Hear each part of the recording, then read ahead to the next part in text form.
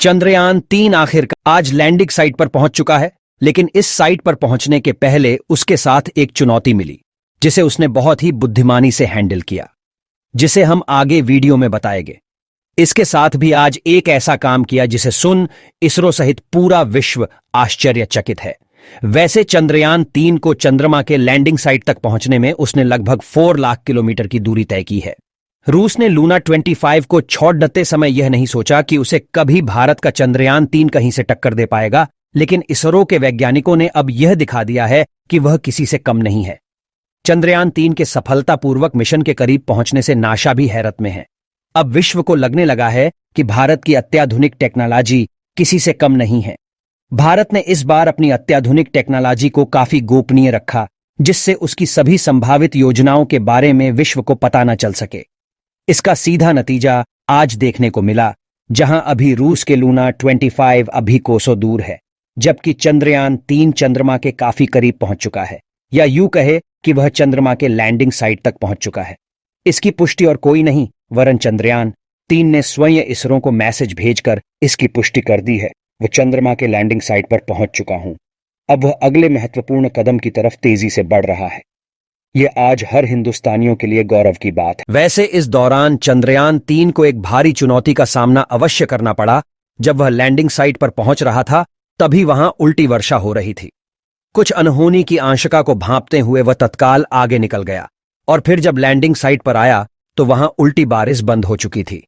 इन सब बातों को बकायदा चंद्रयान 3 ने इसरो के साथ साझा भी किया। चंद्रयान 3 के इस सफलता के चलते अब वह चंद्रमा के लगभग 100 किलोमीटर के करीब पहुंच चुका है, जिससे अब इसको लेकर नासा के साथ रूस में भी तूफान मच गया है। रूस की जनता का दबाव अब सरकार पर पड़ने लगा है कि किसी भी तरह से वह चंद्रयान 3 से पहले चंद्रमा पर पहुंचे, लेकिन इसरो के लेटेस्ट टेक्नोलॉजी के आगे वह घुटने टेकता नजर आ रहा है। इसका कारण यह है कि जहां चंद्रयान 3 चंद्रमा के काफी करीब है, वहीं लूना 25 काफी दूर है। जैसा कि आप जानते हैं कि चंद्रयान 2 के असफलता के बाद चंद्रयान 3 लगभग 3.5 साल की कड़ी मेहनत के बाद जाकर तैयार हुआ था। इससे जहां इसरो को वहीं प्रत्येक देशवासियों को बहुत उम्मीदें हैं। लेटेस्ट जानकारी की बात की जाए तो इसरो ने अपने लैंडिंग साइट पर पहुंचने के बाद चंद्रयान 3 अपने चारों पहियों को निकालने की प्रक्रिया भी शुरू कर दी है। इसकी भी सूचना उसने इसरो को भेज दी है, क्योंकि बिना पहिया निकाले चंद्रमा पर लैंडिंग करने पर काफी परेशानी का सामना करना पड़ता है। क्योंकि हम जानते हैं कि 4 अगस्त को जो तस्वीर चंद्रयान 3 ने इसरो को भेजा था, उसमें सतह पर गड्ढे गड्ढे दिख रहे थे, जिससे पहिए के साथ उतने पर उसे दिक्कतें आ सकती हैं। चंद्रयान 3 के इसरो से इस कमांड को मांगे जाने से इसरो के वैज्ञानिकों में प्रसन्नता की लहर व्याप्त हो गई है।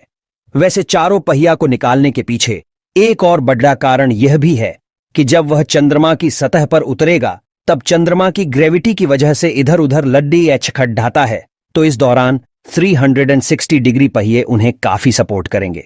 भारत ने इस बार चंद्रयान 3 में 360 डिग्री पहिए लगाकर विश्व को यह संदेश देने की भी कोशिश की है, उसके वैज्ञानिकों की क्षमता भी किसी के कम नहीं है।